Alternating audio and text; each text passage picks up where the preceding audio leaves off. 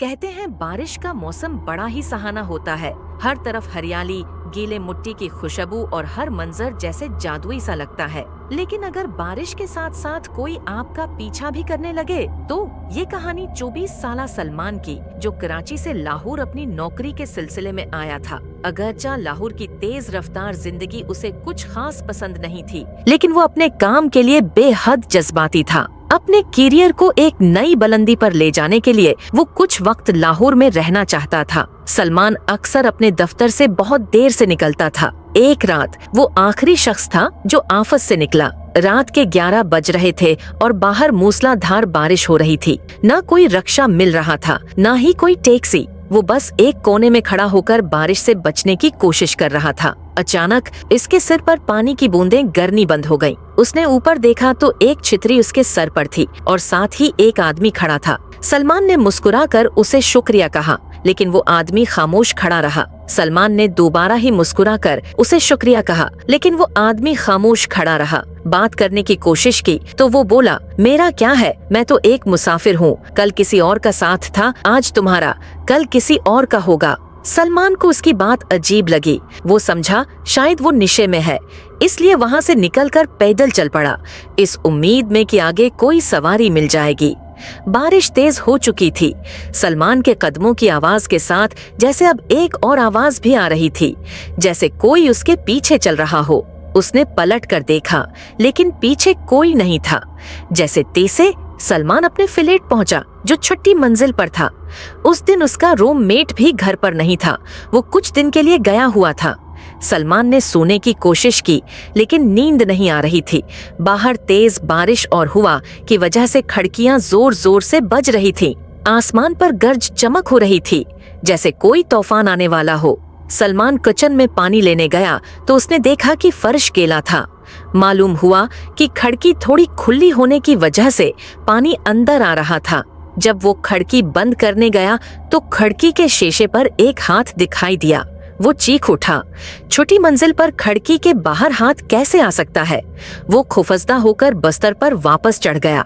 थोड़ी देर बाद पूरे फ्लैट की बिजली चली गई। उसने मोबाइल उठाया ताकि किसी को फोन करे, तो पाया कि मोबाइल मुकम्मल बंद है, हालांकि वो चार्जिंग पर लगा हुआ था। अब उसकी हालत और भी बिगड़ गई। अचानक किचन से कांच टूटने की आवाज आई। वो दौड़ कर गया तो देखा कि फर्श पर कांच की बोतल टूटी पड़ी है और एक काली बली किचन में घूम रही है। सलमान ने खुद को समझाया कि शायद बल्ली की वजह से बोतल गिरी होगी। उसने कांच साफ किया और वापस अपने कमरे की तरफ बढ़ा, मगर उसे अंदाजा नहीं था कि क्या होने वाला है। कमरे में दाखिल होते ही उसकी आंखें फटी की फटी रह गईं। कमरे के कोने में वही आदमी खड़ा था जो दफ्तर के बाहर छितरी लेकर खड़ा था। वो खामोश खड़ा था और उसके जिस्म से पानी टिपक रहा था। बजली की चमक में सलमान को उसका नीला पड़ चुका जिस्म नजर आया। सलमान घबरा गया, इसके मना से आवाज ही न निकली। तब वो आदमी बोला, मैं तो सिर्फ मदद करना चाहता था, मेरे साथ ऐसा क्यों हुआ? अचानक वो आदमी सलमान के बिल्कुल करीब आ गया। उसका चेहरा निहायत खौफनाक था और उसका जिस्म फूलने लगा, जैसे उसके अंदर कुछ भर रहा हो। यकदम सलमान के कमरे में पानी भरने लगा। हर तरफ पानी ही पानी हो गया और वो डूबने लगा। उसे सांस नहीं आ रही थी। अगली सुबह जब सलमान का रूममेट वापस आया तो उसने देखा कि सलमान फर्श पर बेहोश पड़ा है। उसने सलमान को होश में लाया तो सलमान के मुन्ना से काफी पानी निकला, जैसे वो हो गया हो किसी दरिया से निकाला गया हो। सलमान ने उसे पूरी रात की बात बताई कि कैसे वो डूब रहा था और ख्वाब में उसने उस आदमी की जिंदगी देख ली। सलमान ने देखा कि एक रात वो आदमी भी बारिश में ऑफिस से घर जा रहा था। रास्ते में एक औरत का दुपट्टा गाड़ी के दरवाजे में फंस गया। वो आदमी उसे बताने के लिए दौड़ कर गया, लेकिन उसका पांव एक गहरे गड्ढे में पड़ा और वो उसमें डूब गया। उसके फीफड़ों में पानी भर गया और वो वहीं मर गया।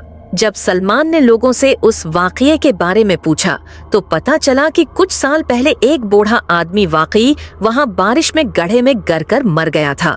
ये सुनकर सलमान का दिल दहल गया। जिस आदमी से वो पिछली रात मिला वो दरअसल इसी मरे हुए शख्स की रूह थी। अगले ही दिन सलमान ने अपनी फ्लाइट बुक की और वापस कराची चला गया। इस दिन के बाद वो आदमी कभी उसे नजर नहीं आया।